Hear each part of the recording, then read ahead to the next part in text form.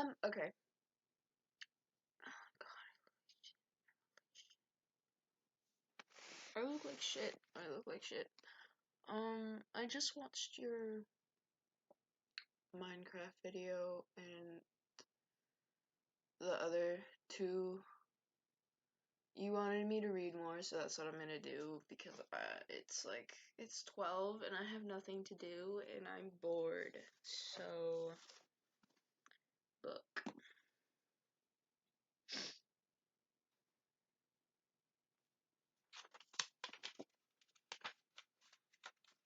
I look like shit.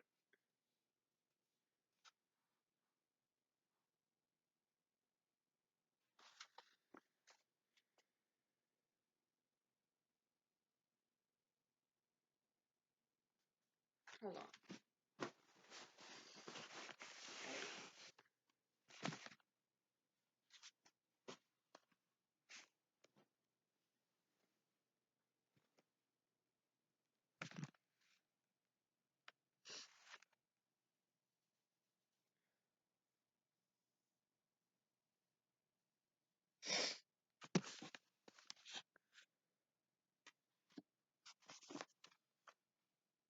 Mentally. I Can I say that? I don't think I'm allowed to say that word. I think I'm not gonna say that word. Anyway, I love you. Um, Alfred. The morning sky draped cold shadows over the dock. Was my beloved Dishland losing her footing? Was such a thing possible? Lubeck, Cologne, Hamburg. Reports said that they were all rubble. The U.S. Army 8th Air Force had bombed the harbor a few months prior. More than 100 American planes dropped steel suppositories, exploding into Gotenhafen. The ship Stuttgart was hit and sunk. They had bombed before. They would do it again. 3 air raid alerts had been established in a tier of severity. I memorized them. Rain, hail, snow. In the event of attack, I imagined I'd fire back into the air, wildly shaking a fist of ammunition at them. In my mind, I scaled such mountains of combat often. But in the meantime, I employed my keen powers of observation rather than beastly force. The Führer insisted on meticulous record-keeping. I had every intention of proving myself worthy of promotion to documentarian. After all, I was a watchman. Noting and repeating my observations only sharpened my mental catalogue.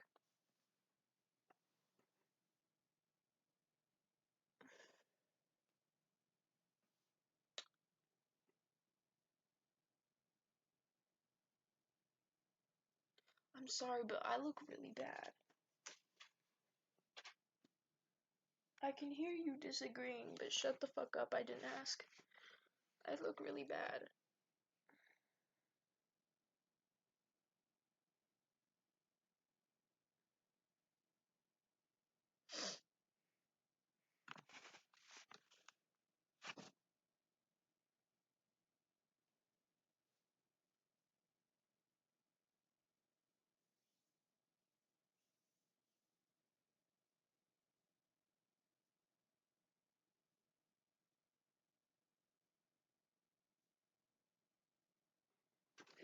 Anyway.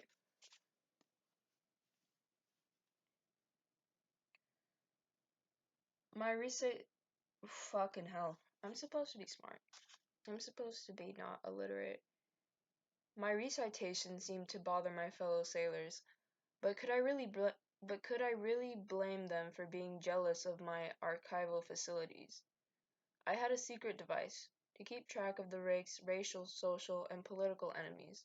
I had put the Führer's list to melody. It was easy to remember when I sang it, similar to a child reciting a lesson in song. It was a rather catchy tune. Bitch. It's so bad. It's so bad.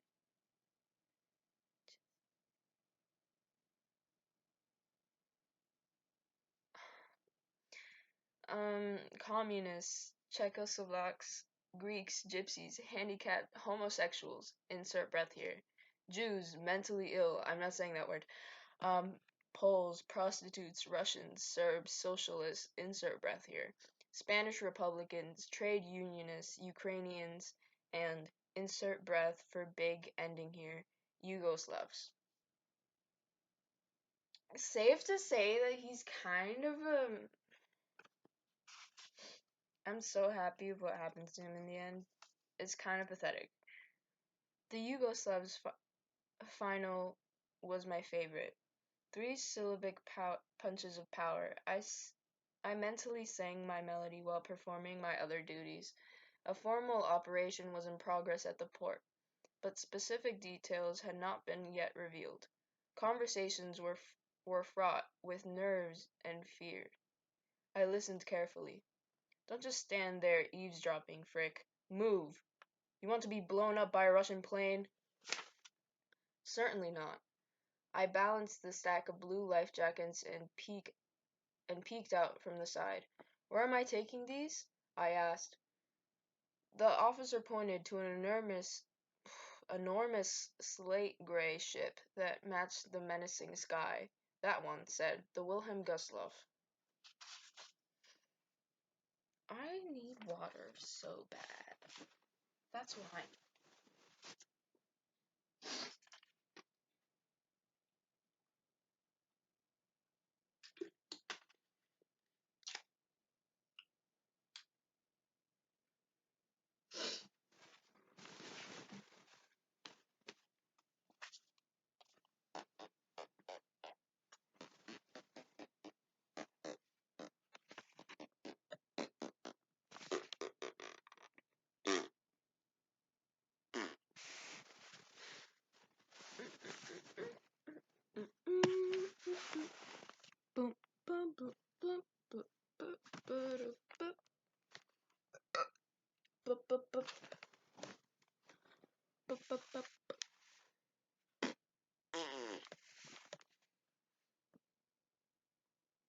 Okay. Florian.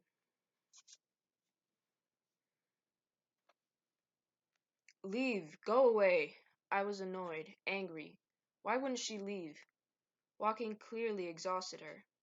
I follow far behind. You don't see me, she said in her broken German. I can't protect you. Maybe I protect you, she said, her face earnest. I don't need protection. Then why you're not taking the road? She kicked at the snow that had turned to ice overnight. Road is much faster, more chance for food. Countryside prettier, but takes longer. You don't want to be seen? She pulled her pink cap farther down over her ears. What I didn't want was to waste time. I turned I turned from her and resumed walking. I heard her speaking Polish, talking to herself. Eventually she would get tired and have to stop. Her weary body wouldn't carry her far. Thoughts of my younger sister pecked at me, and finally I turned. As soon as I stopped, she stopped, lingering to rest against a tree. I reached into my pack and retrieved the Russian soldier's gun. I walked back to her. Take this. If you need to use it with two hands when you pull the trigger. Do you understand? Now go away. She nodded, but I was certain she didn't understand. The gun looked huge in her knitted glove. I walked away. Was I crazy? 3 steps back was a Pole with a Soviet gun, following me. A Prussian carrying enough secrets to blow up a kingdom. My wound cried out, and so did my judgment. If I didn't report to a checkpoint soon, it would all be over. Joanna. We trudged along the road, the sky gray and heavy. I looked up at the clouds. It's going to snow, said Ingrid, sensing my evaluation. You can feel it? I asked. Sometimes. She nodded, adjusting her grip on the rope tied to the back of the cart. Tell me about them, said Ingrid. The boy and the Polish girl. I have an idea. I want to know if I'm right. It was fascinating that Ingrid could feel what people looked like. She told me that she could sense a person's build, demeanor, sometimes even hair color, but it was the internal qualities that came to her first. The girl was fearful, said Ingrid. Her motions were taut and full of panic. Her breathing was pitched, almost panting. The boy was the opposite. His movement was smooth and lithe, like he was accustomed to moving silently. For days he had been moving with shrapnel the size of a bottle cap inside of him. I thought about his wound and wondered if he still had a fever. What was her name? The frightened girl asked Ingrid. Amelia. Yes, that matches, said Ingrid. She tripped over a rock in her path and nearly fell. She clung to the rope and scrabbled to regain her balance. I set my hand on her shoulder. This trek was difficult enough for someone with sight. 2 weeks ago, amidst mad chaos at a train station, Ingrid became separated from her aunt. The train departed. Ingrid was not on it. She stood alone on the platform for 2 straight days, shivering, waiting for her aunt to return. The aunt never came back. On the third day, Ingrid asked people for help. They ignored her. Her luggage was stolen. A young girl finally noticed Ingrid and brought her to my attention. Don't feel sorry for me, said Ingrid. I am able to see things, just not the same things you see. So the girl, she's blonde? Yes. Amelia's fair-haired with braids, blue eyes, and a round face. The young man is fairly tall, has broad shoulders and brown hair that falls in waves. His hair is a bit long. I don't know his name or what city he's from. And his eyes, asked Ingrid. What color are they? I don't remember. Maybe brown? I don't think so. I think they're gray, said Ingrid. Gray? No, people don't really have gray eyes. The thief does, said Ingrid. I turned to her. You think he's a thief? Ingrid said nothing. The temperature dropped and the exposed parts of my face began to sting. We had been walking for over 6 hours. Eva complained incessantly. She hated the trek. She hated the cold. She hated the Russians. She hated the war. The shoe poet had promised that today we'd find the manor house he had known. I doubted him and warned that he shouldn't be getting people's hopes up, especially the little one. The wandering boy's spirits were already so low. Ah, but if I am right, said Poet, you will massage my feet by the fire. I wasn't sure I wanted to accept that wager. Amelia. I busied myself on the walk. I looked at the trees and thought of the big stork's nest I had seen on top of the barn. It made me think of Mama. I thought of the warm, sunny days when she would take me to pick mushrooms in the forest. In the forest near Lao was a beautiful oak tree with a hollow large enough to sit in. We'd take our baskets to the tree and I'd scramble into the cavity. Mama would sit with her back against the trunk, legs crossed at the ankle beneath her skirt. You love stories, Amelia. Well, the trees hold hundreds of years of stories, she'd tell me, touching the bark. Think of it. Every everything these trees have seen and felt. All of the secrets are inside of them. Do you think the trees remember each and every stork? I'd ask from inside the cool hollow. Of course the trees remember. Like I said, they remember everything. Just as trees were Mama's favorite, storks were mine. I had them 6 years. I had them 6 months of the year. At the end of each summer, the storks would leave and fly to Africa. where they'd live in the warmth along the Nile for the winter. In March, they would return to Poland, to the nest they had left. To invite a stork to nest, families would nail a wagon wheel at the top of a tall pole. We had one in our yard. Every March, we would celebrate when our stork returned to the nest. As August faded, the departure of the stork symbolized summer's end. 6 years ago, the day our stork left, Mama left too. She died giving birth to what would have been my younger brother. My throat tightened. I swallowed, reminding myself she wasn't really gone. I felt Mama among the trees. I could feel her touch and hear her laughter in the leaves. So I talked to the trees as I walked, hoping their branches would carry messages up to Mama and let her know what I had done, and most of all, that I would try to be brave. Joanna. Why should we believe a cobbler? Lamented Eva. He is a shoemaker, not a prophet.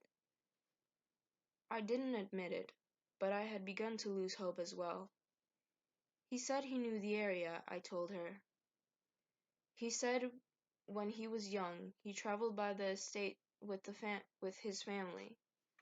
We've been walking too long. If we push much farther, the horse will be broken and won't be able to continue tomorrow. Eva was right. We had spotted a small barn a few kilometers back. Some left the group to spend the night. We had decided to press on, following the shoe poet and his ambitious walking stick. Only one horse remained. A few days prior, we had 2 carts and 3 horses, but some German soldiers were encountered and had taken one of the wagons and 2 horses, claiming they needed for the war effort. Since they did not ask for evacuation orders, we didn't argue. The German army had taken everything: cars, petrol, radios, animals, food. It was clear that they were sinking under the weight of the Allied forces, but Hitler's regional leader, Gauleiter Koch, refused to allow civilians to evacuate. Rather than fall into the brutal hands of Russian marauders, some people defied the Reich and left without orders, like us.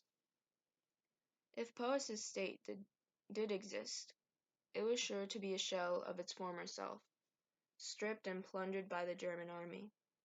Or worse, German soldiers could be staying in the house. They might question us for not having formal evacuation orders. The snow will fall soon, said Ingrid quietly. The shoe poet stopped and thumped his stick against the icy road. Aha! This is it. It was nothing. We were stopped near the same pine forest we had been trekking alongside for hours. Poet called to the wandering boy and whispered in his ear, pointing into the woods. The boy took off running. We waited, shivering. My dear Eva, if I am right, and there is in fact an estate, will you apologize to me? Asked the shoe poet. If there's an estate, I'll dance with you, old man, snapped Eva. A close dance, the shoe poet nodded. A waltz, please. The wandering boy suddenly appeared on the road in front of us. His tiny body bounced up and down with excitement, and he waved us forward. He stood amidst a small gap in the trees, revealing a narrow, overgrown drive. Very smart. The noble Junkers have concealed their drive, said Poet. Move those large branches away, my boy. We must steer the horse and cart behind the trees. The boy did as instructed. We pushed through the small opening, and the path widened into a larger mouth. Once we were all inside the brush, the shoe poet and the boy replaced the branches. Should we cover our tracks leading into the trees? I asked. Forget about that, Eva called out. The snow will cover our tracks. Hurry. We plodded down the narrow band, and trees soldiering up around us, dark and tall. We arrived at a clearing. In the distance, perched on a low rise, was an elegant, stately home with long windows and multiple chimneys.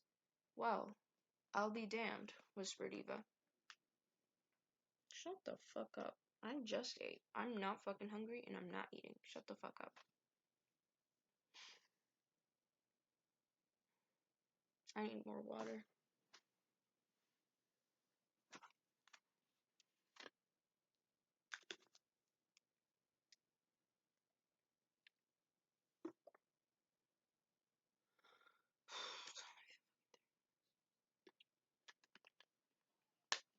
Technically, I could make this an hour if I wanted to.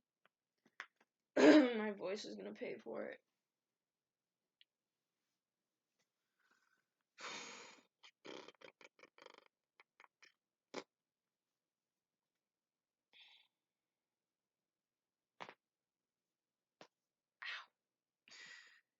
Oh, that's so much better. Florian.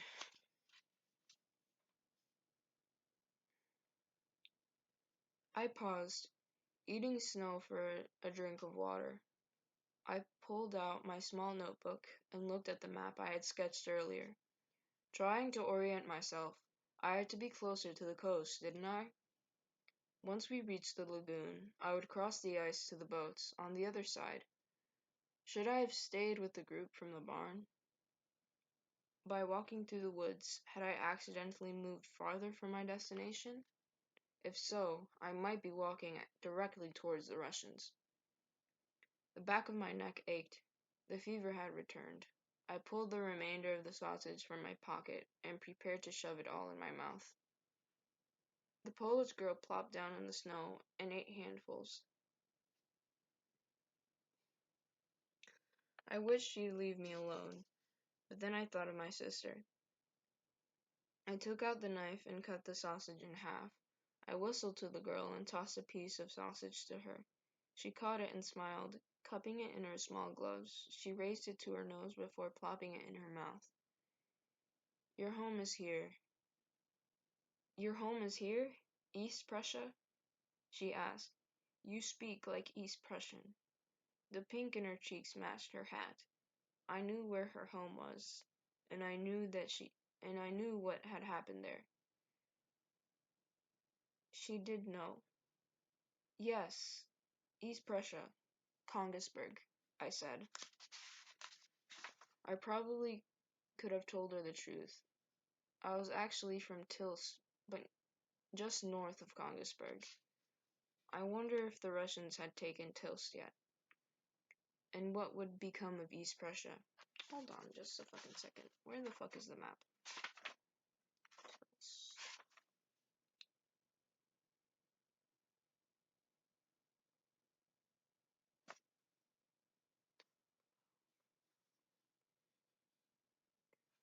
Tilst.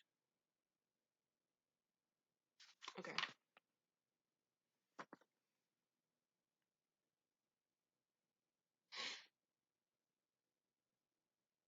Oh, okay. And what would become of East Prussia? It was a former German kingdom, perched south of Lithuania and north of Poland on the Baltic Sea. Stalin had already taken Lithuania. He would take East Prussia too. The girl chewed, her gaze at me unbroken.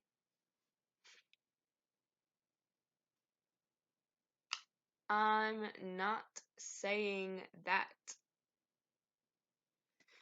I said nothing. The girl looked up at the sky. She pointed and started talking about the trees and the stars. I would abandon her tonight. I'm sorry, but I'm not saying that. Can I even show you? Probably not. I think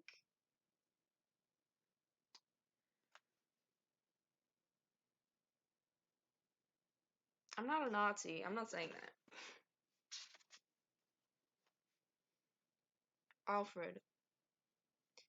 Anxiety swelled in the harbor with each minute that passed. Rumors circulated that the German front had fallen 2 weeks ago. Temporary, I assured my fellow sailors.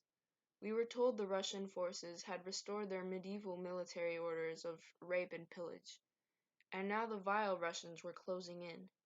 Refugees, weary souls displaced from their homes, would throng toward the port, desperate to flee the communists. There would be hundreds of thousands, perhaps millions of them.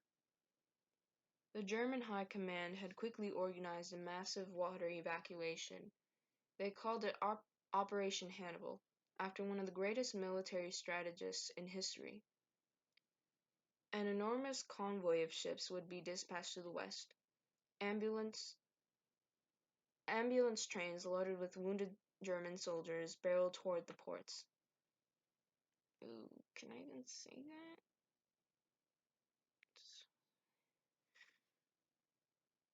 I'm smart. I got this.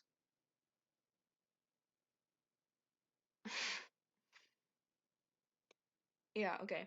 Ambulance trains loaded with wounded German soldiers barreled toward the ports. I'm gonna kill myself.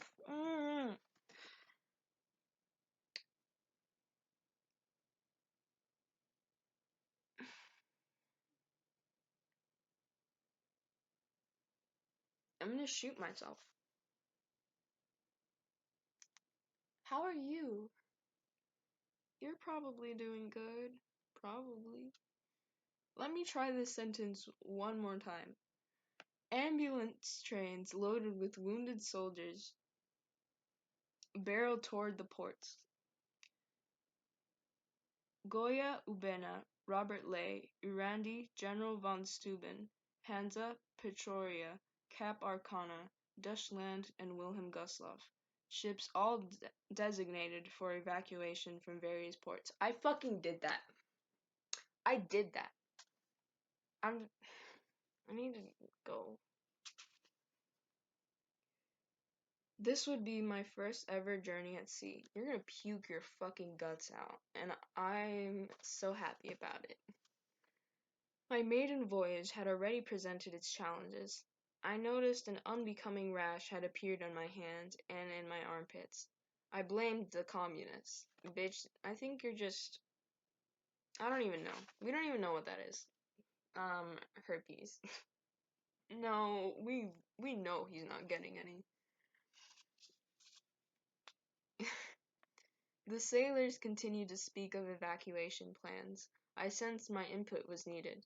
There is not enough time, I remarked to one of my superiors, to register and board hundreds of thousands within a matter of days. I don't think it's possible, sir. You will make it possible, was the order. I looked across the dock, imagining the scene. The entire population would be driven to the coast. The ports would be mayhem. German soldiers would have priority, of course. Desperate refugees would be selected, registered, and processed to board the ships.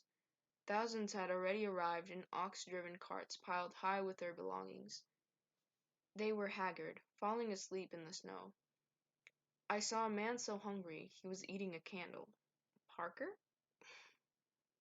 Please, sailor, help me, they would plead as I walked by. I would do something this time. Maybe. For some. I sang my melodious list of enemies. Yugoslav. I imagined myself home in Heidelberg. When the war was over, crowds of women and children would flock around me doled while I doled out oranges from burlap sacks. Yes, Hannelore, it is dangerous. I have been selected for a very important mission to disinfect this land. But we heroes eat danger atop our porridge for breakfast. It is nothing, dear one. Nothing. If the evacuation failed and the ports were bombed, more than 500,000 people would die. A thundering boom echoed near the water. Someone screamed. Desperate, panicked, strangled with fear. My fingers twitched. A tingle ran up my spine. You know, I was never a pussy in war. If I met someone like him, I think I just would have shot him before I, you know, got shot. We're not talking about that. It's been almost 30 minutes. Amelia. The Persian knight walked ahead. He had secrets. I had secrets too. Okay. My legs ached. Tired of walking. I missed school. I loved my desk, my teachers, the smell of freshly sharpened pencils waiting patiently in their box. I had arrived at school that day, anxious for the math exam. Mama used to tease that I was all nature and numbers, like my father. As I approached the schoolyard, I saw it. Our desks and chairs were stacked on the back of an open truck, our textbooks smoldering in a heap. One of my teachers ran towards me crying. "Hurry, Amelia, go home. They've shut down the school." "But why?" I asked her, moving closer to the truck. "Wait, I have things in my desk." "No, run home, Amelia," she sobbed, tears streaming down her face. The Nazis claimed I didn't need an education. Polish schools were closed. Our desks and equipment were taken to Germany. Would a German girl open my desk and find my treasures inside? The Nazis said the people of Poland would become serfs to the Germans. They thought we only needed to count and write our name. My father was part of the Lao School of Mathematics. He would never agree that children not being taught reading, writing, and arithmetic. They had burned our books in the Polish language, but I had learned to read very young. They could never take that away from me. I continued walking, thinking of food, rest, a soft bed, and a warm blanket. I would settle for hay and a potato. Snow was falling, making everything appear fresh. The white snow covered the dark truth. Pressed white linen over a scarred table, a crisp, clean sheet over a stained mattress. Nature. That was something the war couldn't take from me either. The Nazis couldn't stop the wind and the snow. The Russians couldn't take the sun or the stars. I dropped back slightly and stepped into the trees, thinking I would feel better if I relieved myself. The night continued walking. I was crouching on my heels when I saw it. A uniformed soldier slipped out of the trees behind the night. He had a gun. He was pointing it.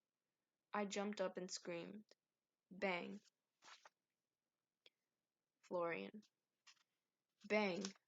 I saw the girl first, legs apart, gun drawn. Then I saw the soldier between us, writhing on the ground, a bullet torn between the shoulder of his coat. His pistol lifted, but I shot first. The gunshots bounced hollow in my head. I scanned the woods. Were there more? I kicked the pistol away from the soldier and quickly fleeced him for his ammunition, food, papers, and canteen. This was bad.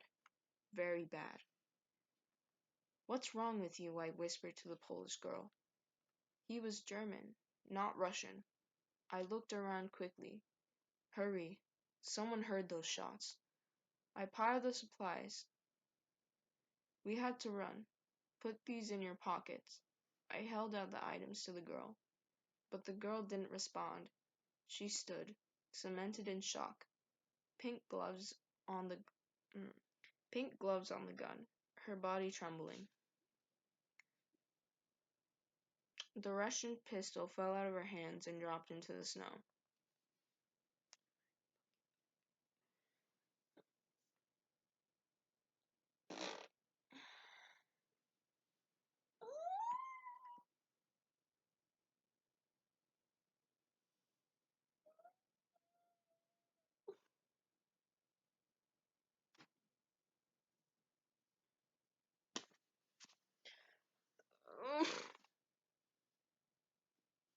Hold on.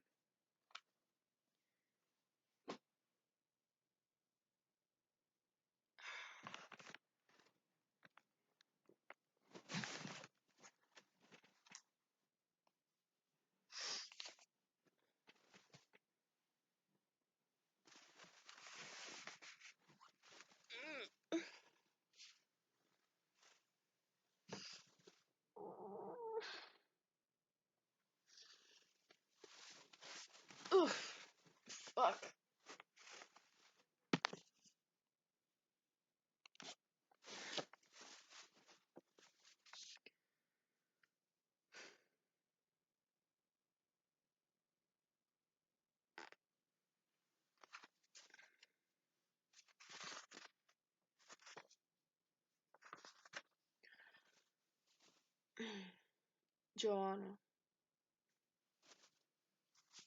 We marched up the hill towards the estate. Tonight we would have thick walls, a warm fire, and a solid roof to shield us from the snow. Just as I remember it, said the shoe poet. Extraordinary. We shall walk around back. I expect that's where the kitchen entrance will be. I painted a visual for Ingrid. It's a beige sandstone. Large, tall windows across the front and upstairs. The entry door sits in a diamond-shaped alcove. Alcove? Jesus Christ.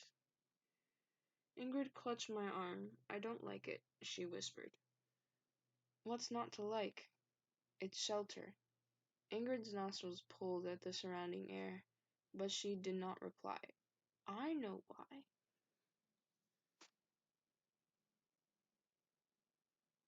I know why.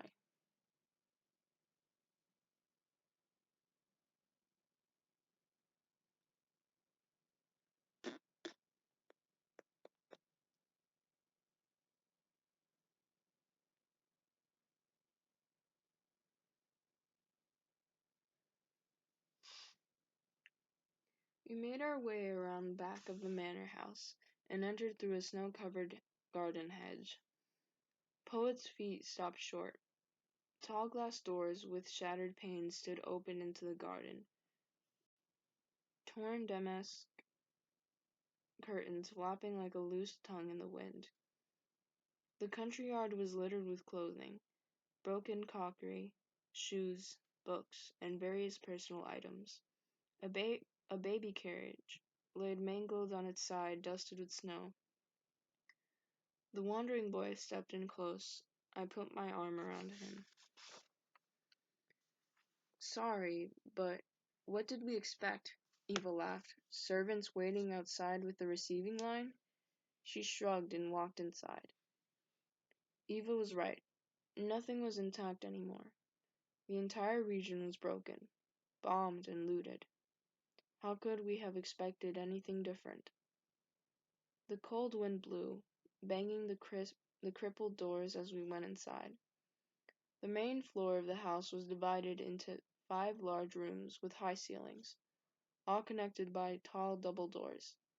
Standing in what had been the garden library, we could look through the door and see across to the opposite end of the house. Floor to ceiling, shelves lined the library walls. The books, raped and rummaged of their dignity, lay in heaps on the floor. We stepped over the books and through the doorway. Let's choose a room to sleep in, close off the doors, and start a fire to warm up the space, commanded Eva. She stopped midway through the house. This'll do. Where is the kitchen? I asked. Maybe there is food or drink. Yes, Eva sighed. A drink.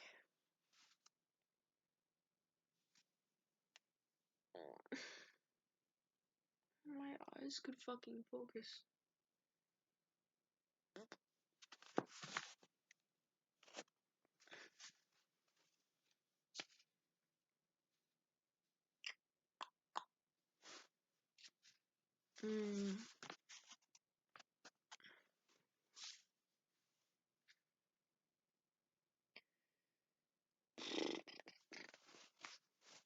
Where was I? Oh.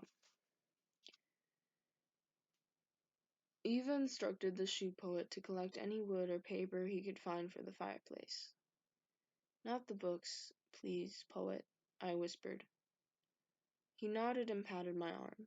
We won't disturb their things. I set down my bag and walked through the house, admiring the ravaged ghostly splendor of each room in its panicked disarray. I reached the end of the main floor, the dining room, and saw a small silhouette. The wandering boy stood next to a long dining room table, his head bowed over an overturned chair. I approached quietly and looked over his shoulder. A basket of mossy bread in the center of the table was crawling with brown mice. Flowered china bowls skinned with half-eaten soup sat on a dusty tablecloth, the spoons still in them. They hadn't even been able to finish their dinner.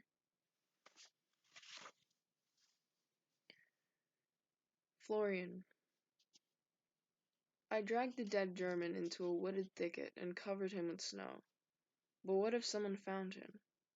I gripped my pistol and searched through the trees for light, using the scent of fire as a guide. I walked quickly through the forest. I should have known. It had been too quiet today. The Polish girl saw the gun and thought he was going to shoot. She thought she was defending me. The girl followed. When I looked to the right, I heard her breathing stop, trying to shallow the tears. My sister, Annie, did the same thing the day father sent her away up north. She did not want to cry. She held her breath in one hand and her suitcase in the other. The memory brought pain to my stitch wound. I still smelled smoke and hoped it signaled a resting spot. If I couldn't rest, I wouldn't get far tomorrow. We emerged from the woods. The Polish girl pointed. In the distance, a large manor house sat on a frozen loaf of Whoa! Okay, Dylan. Okay. In the distance, a large manor house sat on a loaf of frozen earth. The house was dark, but smoke coughed from one of the center chimneys. Blech! Chimneys, grayer than the gray sky.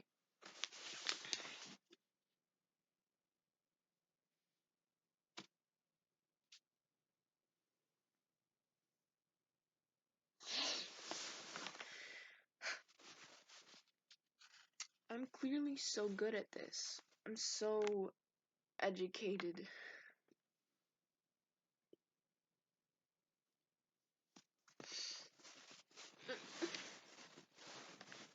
I'm so educated. I am educated. That's the problem. Fuck. So educated. Hello?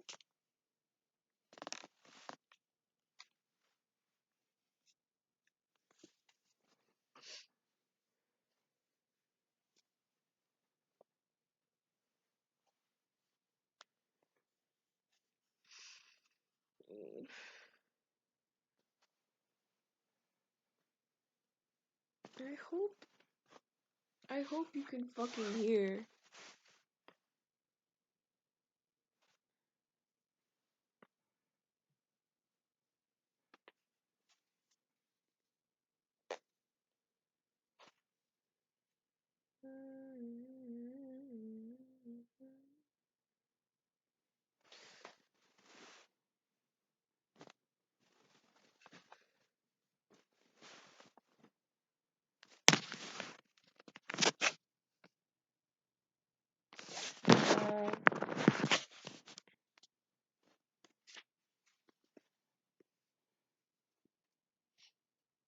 Okay, where the fuck was I? Was it a trap? The frozen meadow leading to the wormhole house could be a minefield. The girl moved close. I shared her concern. What if the house was nested with Germans or Russians? Neither would be a problem. Either would be a problem.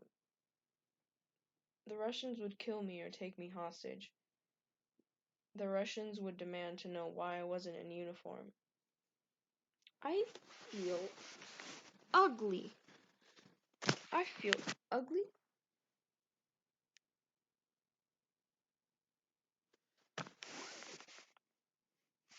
Ugly.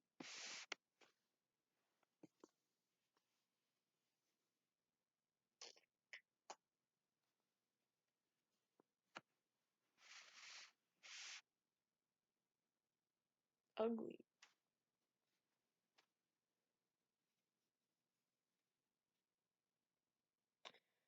I didn't want to imagine what they would do to the girl.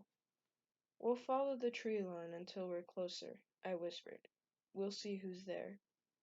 One thing I knew for sure, we would not find a kindly old couple enjoying an evening pipe and needlepoint in the drawing room.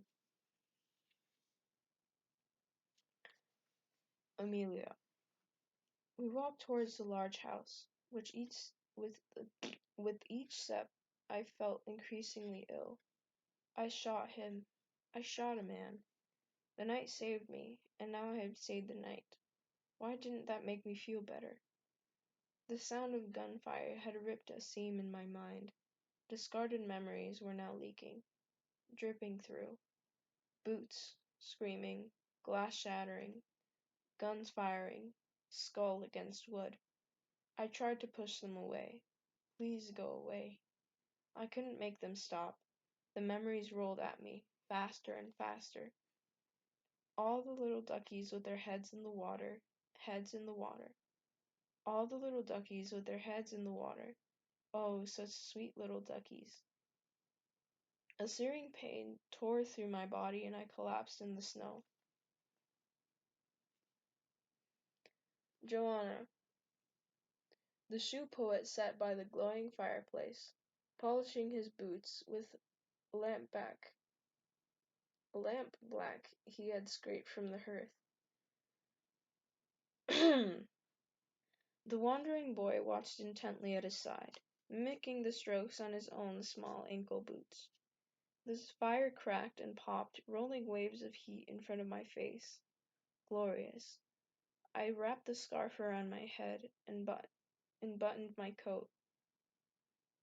If I find an oak tree, I can boil the bark to treat some of the blisters, I told Poet. I'll come with you, he said. Rest, you'll need your strength for the days ahead. I'm so sorry that I suck so bad.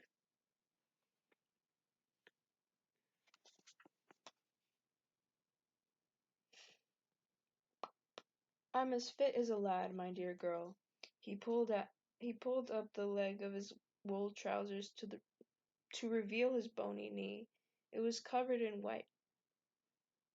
Shoemaker's secret, he whispered to the wandering boy. There's mercury in white shoe polish. Fights off the arthritis. Fit as a lad I am. The wandering boy pulled up his pant leg to inspect his own tiny knee. Whoa! Poet smiled and patted the boy's head. The old man was still full of energy. He refused to buckle under the burden of grief and loss. Be careful out there, Joanna, he told me. I walked through the darkened shell back to the library, with its smashed glass doors. A book lay open, its pages flipping in the icy wind. I bent to pick it up, and the name of the cover dragged me with guilt. Charles Dickens. Grandma had given the Pickwick Papers to both Lena and me for Christmas. Lena. What had I done? I set the book on a table and walked out into the cold, making my way toward the trees. Two dark figures sat in the snow halfway between the forest and the estate. I looked closely and saw blonde braids blowing beneath a pink hat. It was the Polish girl and the young man with the shrapnel. I made my way towards them. Were you following us? I called out. Hurry, he shouted. Something's happened to her. I ran. Amelia sat in the snow, her chin dropped to her chest. What's wrong? I asked her. She didn't respond. I think she's in shock. She shot a soldier in the woods. She won't move, he said. I knelt beside her. She quickly wrapped her arms around her body, trying to inch away from me. It's okay, Amelia. Tell me what's wrong. Let me help you, I said. Let's go inside. She wouldn't move. Instead, she lay down in the snow and started to unbutton her coat. I helped her with the buttons, then sifted through her many layers of clothing. I gasped when I saw it. Oh, dear God. Um,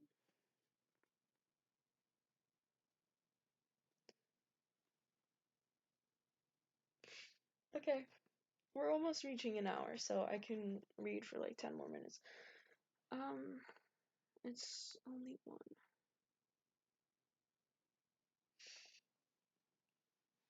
Florian. We brought her into the house. My stomach pushed up into my throat. The Polish girl was my sister's age. What had humans beings become? Did war make us evil, or just activate an evil already lurking within us? The day was a loss. I had left ahead of the group, yet they had arrived before me. Pathetic. My senses were so misaligned that I was nearly killed in the woods, and now the 15-year-old kid who saved my life was probably going to die. The pretty nurse tended to the girl, whispering. I watched her. After several minutes, the nurse appeared at my side. Her fingers grazed my shoulder. Come away from the fire, she said. I'm cold. You're cold because you have a fever. Come away from the fire. She led me past the man they called the shoe poet. He and a small boy were in their what? He and a small boy were in their stocking feet, their boots arranged in a row against the wall, shone to mirror perfection. I'm having a stroke. I'm having a stroke. The little boy waved at me. Hello, I'm Klaus, he announced. I gave him a discreet wink. He smiled. Okay, but Klaus is everything. We love Klaus. Hello, I'm Klaus. Oh, no, because he kind of is. It's giving Chester. It's just giving Chester.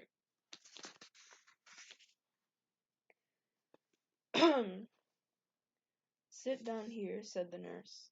I felt uncomfortable with her, yet somehow relieved she was there. What did you say your name was? I asked her. Joanna. What did you say yours was? I opened my mouth but caught myself. A hint of a smile pulled at her lips. Was she laughing at me? Would she still be laughing when she realized that I had taken something from her suitcase? I want to see your stitches. Take off your shirt, she said. Inappropriate jokes ran through my mind, but she wasn't looking at me. Her eyes were fixated on the Polish girl, and the fold between her brow deepened. Will she make it? I said, unbuttoning my shirt. I wished I hadn't asked. I couldn't afford to care about the girl. She was just another tragedy of war. The nurse turned to me. Since her survival depends on you. Let's see how you're doing. She carefully peeled back my bandage. Not as bad as I expected. I can't take care of her. I'm already behind schedule. She knelt in front of me. I could barely hear her. The Russians have this region surrounded, she said. There are only two escape routes. Through the port at Gottenhafen, or the port in Pillau. We're all headed the same way. It will be safer if we travel together. Her cold fingers whispered across my chest as she unbuttoned my shirt. She had no idea. It wasn't safer for anyone to be with me.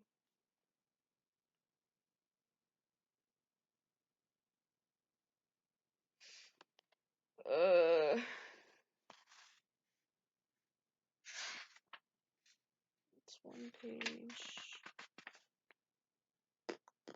I have time.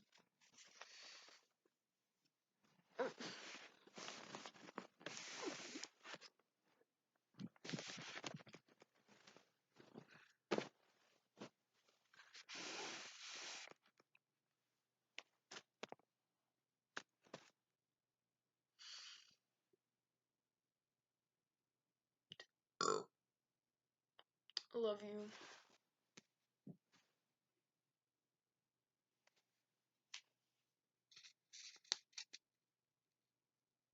Okay. Joanna. He's cute, said Eva, stretching her mammoth feet by the fire. He's young. Too young for me, yes, but not too young for you. What is he? 19? Maybe 20?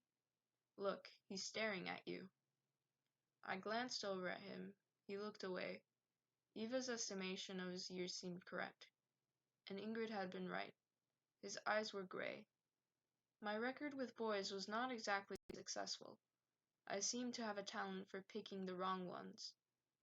Well, something's not right with him, said Eva.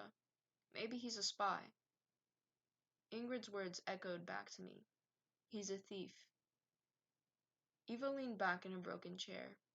But even a spy can keep a girl warm, you know. She surveyed the room. The Nazis destroyed this place. It must have been beautiful. I nodded. She let out a laugh. They certainly don't trust the old Prussian nobles now, do they? Eva was right. Prussian Junkers didn't quite blend with other Germans.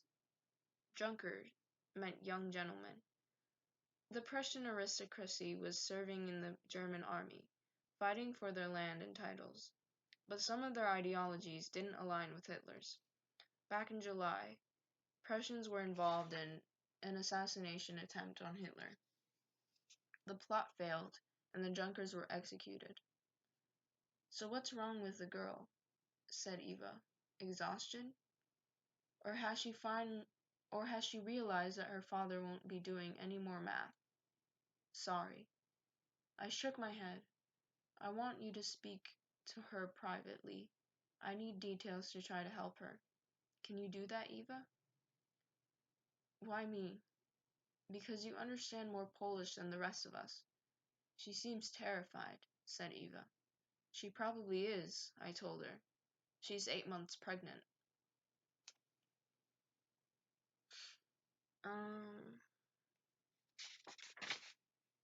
Two more can do. We're almost at an hour. Emilia. I liked the Lithuanian girl, but the towering woman called Eva spoke bad Polish and always seemed impatient. I had never seen such a tall lady. That, Eva pointed to my belly, from Normersdorf? No, from the farm last spring, I told her. The farm? I nodded. Should I tell her? Should I explain that my father had sent me from Poland to work on a farm in East Prussia? Should I mention that the farm is owned by father's friends, the Claes? Father had said it would be safer for me there. The Claes had a son named August. Heat brushed my cheeks as I thought of him. Emilia, Mr. Claes said, pointing to a tan boy dragging a sledge of wood. This is our oldest, August. I smiled, remembering his gorgeous face. I put my hands on my belly. I am on my way to meet August, I told her. It is the plan. Eva nodded and walked away. I lay back and thought of August, our wedding, and how we'd make a big nest for the storks above our cottage, just like the nest I had seen on top of the barn. The images were so peaceful, so perfect, that I soon fell asleep.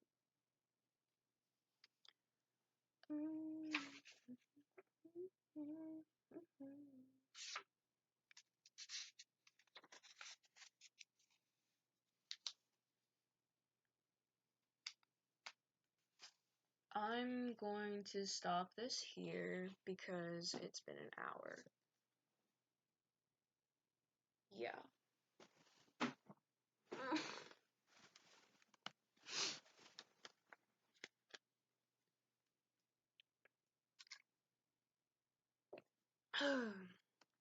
Nasty water.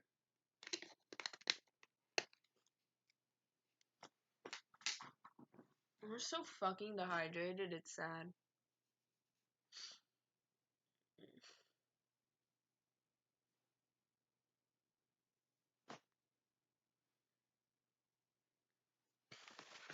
It's been an hour, and this is probably gonna take like a bit to upload.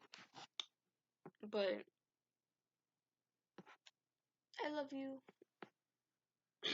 I'm sorry that my reading is shitty. Yeah. Oh, what else was I gonna say? I wasn't gonna say anything else. I'm just stalling. But I'm glad you're enjoying the reading. It makes us happy.